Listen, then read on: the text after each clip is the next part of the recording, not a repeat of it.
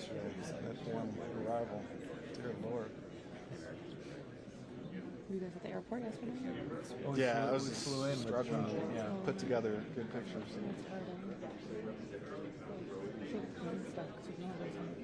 You know, yeah. It's doing helicopter arrivals. Okay, we got an update for Caroline Levitt. We're going to be doing this at the bottom. Trump is now meeting with Carney right now, as of about 5 minutes ago. He's doing a one-on-one with Mertz as well, and then we'll go in for a spray with just Carney.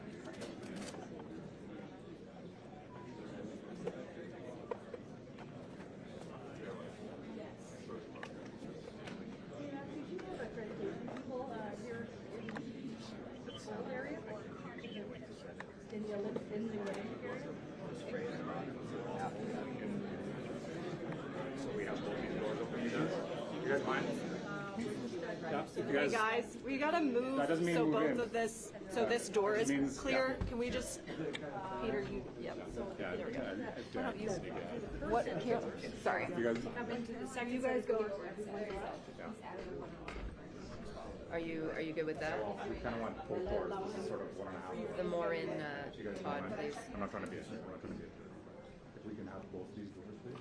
Okay. So more delegation. Hey guys, can we scoot this way a little bit more? Yeah. All the way to the wall. Thank you. Peter, you can scoot to the wall. Thanks, you guys.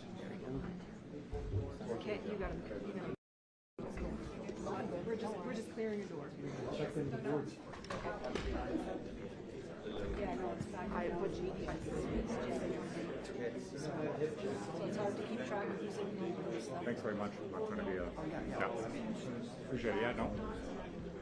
Thank you. I can talk over Better here. when you're too. We are. I don't know. Does Gab have someone here from their media team? I am. Yeah. I am. I've got two. I've got She's Terry here. and I'm here. Hi. I'm here for Gab. Last night, one more game.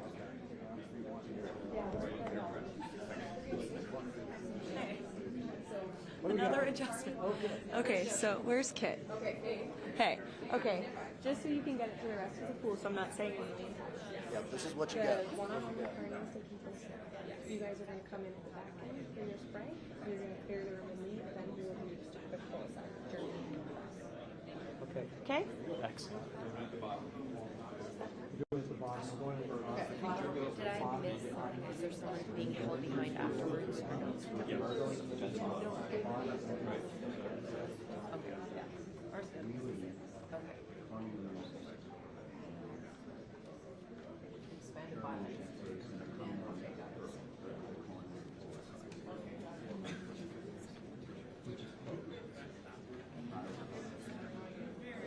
So I didn't hear enough of it. I'll just do it, baby. No German. German's close.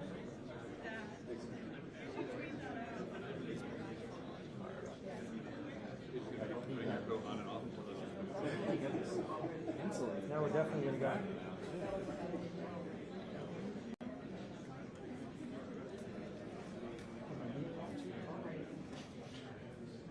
You don't have a bond today? I didn't bring them. I anticipated carpet. But that oval, we did an oval. We were in there for a I got up. My legs were buckling. Because you couldn't move. No, I know. You couldn't even change your leg position. That picture, you know, 25 minutes. I have bad knees. I'm 28. Thank you. I'll take it.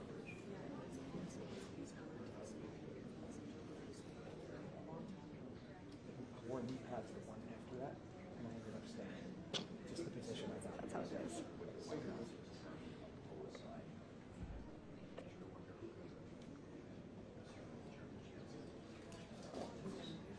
So as soon as it starts working in, Yep. closer. Okay. Yeah, that's like the I care for.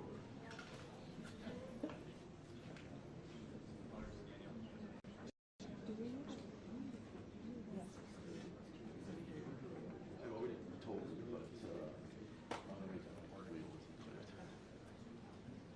but the way I know this is on, Hi. I'm Hannah.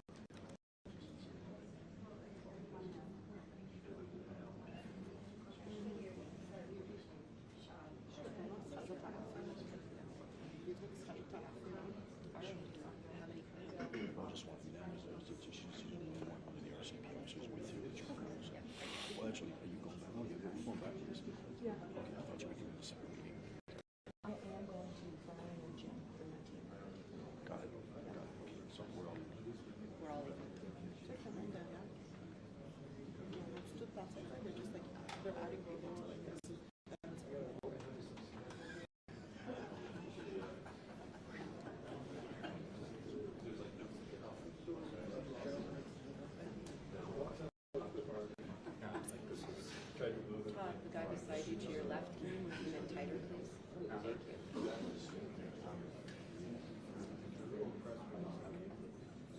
just do that. Thanks.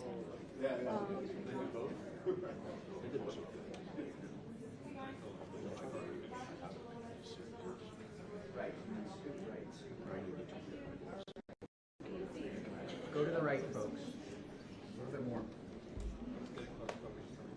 Did you tell them that they're all to walk in through those two doors? Didn't tell them that. I think that's self-explanatory. Okay. Do you want me to do it? I'll do it. Okay.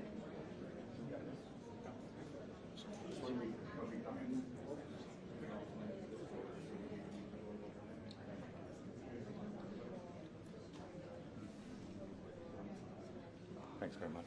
No, of course. I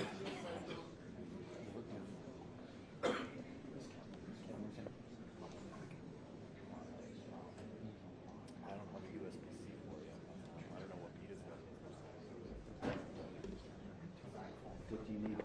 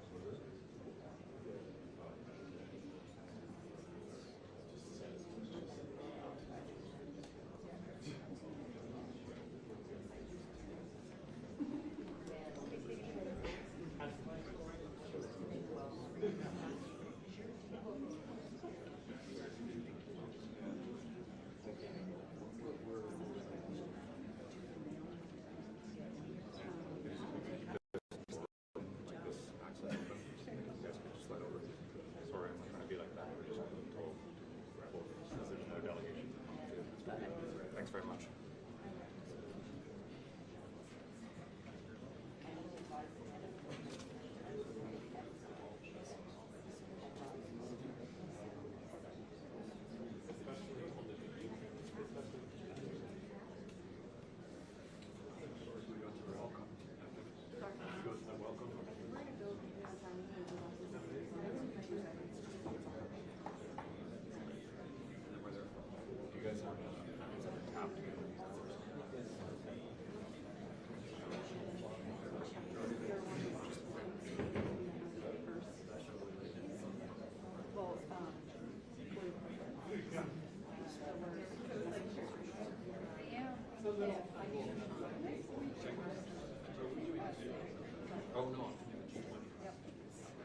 So we have some holding spots for us right now.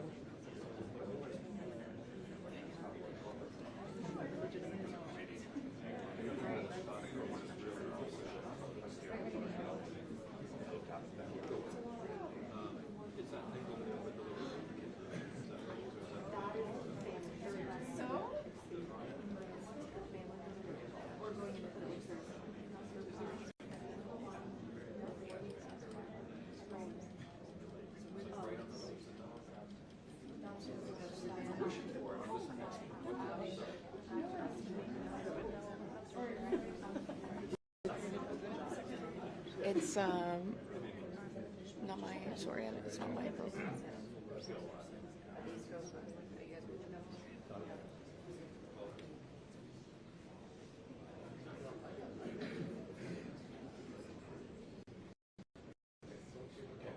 Just slowly go down.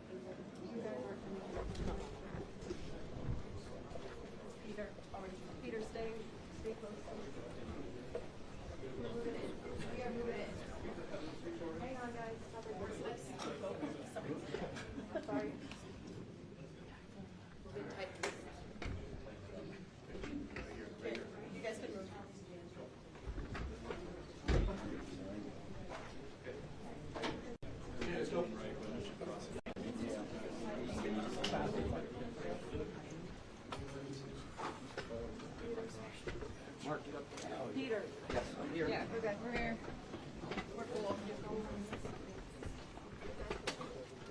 right, just relax. Hold it in. Just relax.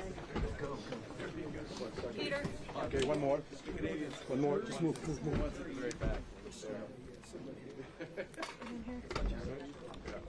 Kit, yes, Ethernet.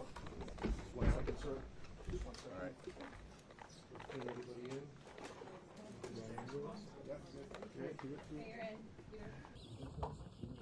We good to go? All right, thank you. Mr. President, welcome to Canada. Thank you very much. It's a great honor. Happy birthday. A few days short. A little bit. A few days short, but didn't have a chance to see you on the day. Happy birthday to the U.S. military as well, 250th, and this is the 50th birthday, if you will, of the G7.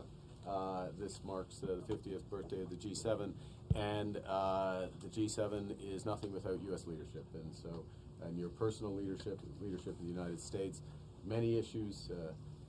Geopolitics, economic, technology, and working hand in hand with the United States, Canada and the United States, and the other G7 partners with your leadership. Very much looking forward to the meeting and grateful to have you. Thank you very much, Mark. I appreciate it, and we've developed a very good relationship, and we're going to be talking about trade and many other things.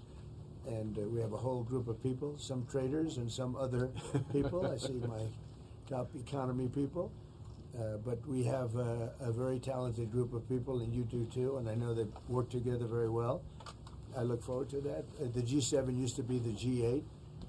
Barack Obama and a person named Trudeau didn't want to have Russia in, and I would say that was a mistake, because I think you wouldn't have a war right now if you had Russia in, and you wouldn't have a war right now if Trump were president 4 years ago, but it didn't work out that way. But it used to be the G8. And now it's, I guess, what's that, 8 years ago, it switched over. They threw Russia out, which I claimed was a very big mistake, even though I wasn't in politics then. I was very loud about it. It was a mistake in that you spend so much time talking about Russia, and he's no longer at the table, so it makes life more complicated. But you wouldn't have had the war. Other than that, I think we're going to accomplish a lot, and I expect to. And I think our primary focus will be trade and trade with Canada, and I'm sure we can work something out. Yeah, very good. Thank you very much. Yeah, so much. Thank you very much. Mr. President,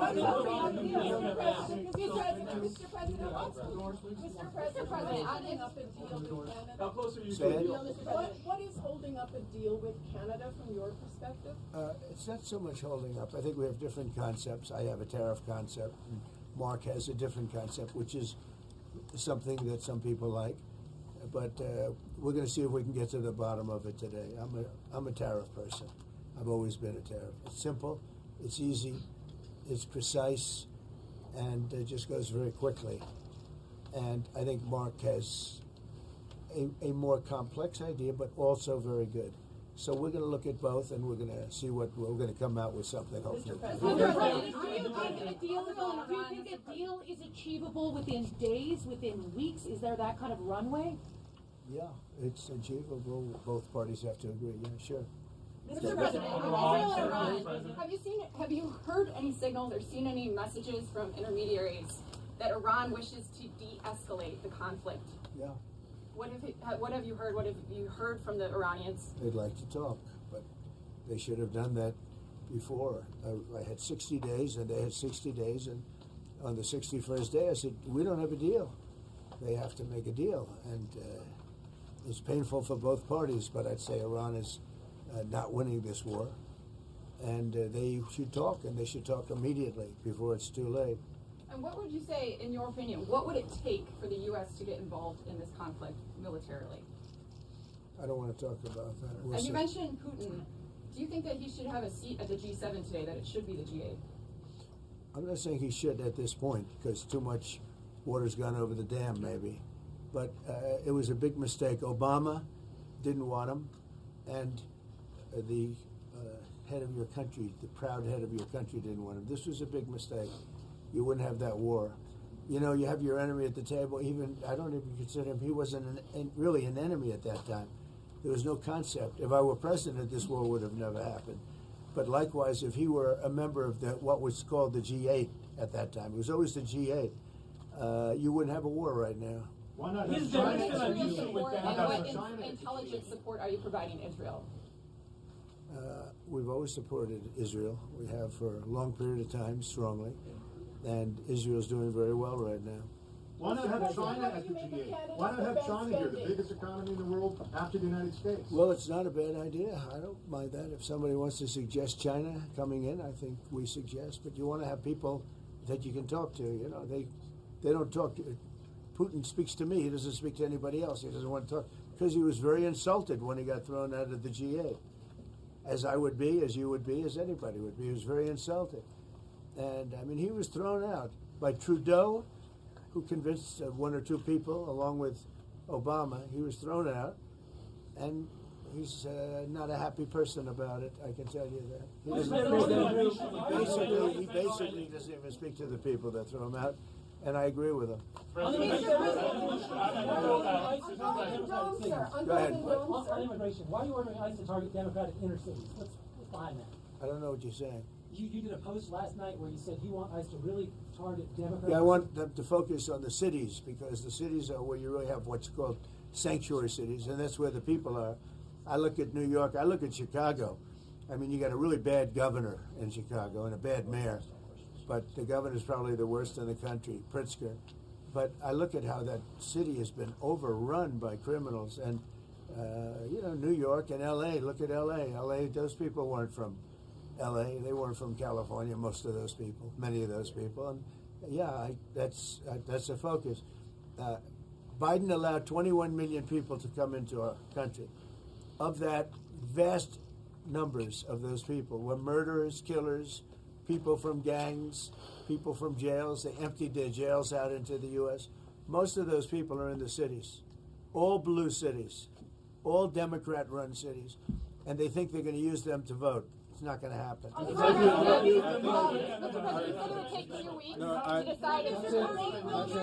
Thank you. If you don't mind, I'm going to exercise my role, if you will, as G7 chair, since we have a few more minutes with the president and his team, and then we actually have to start the meeting to address some of these big issues. So, alors merci beaucoup pour vos questions et puis.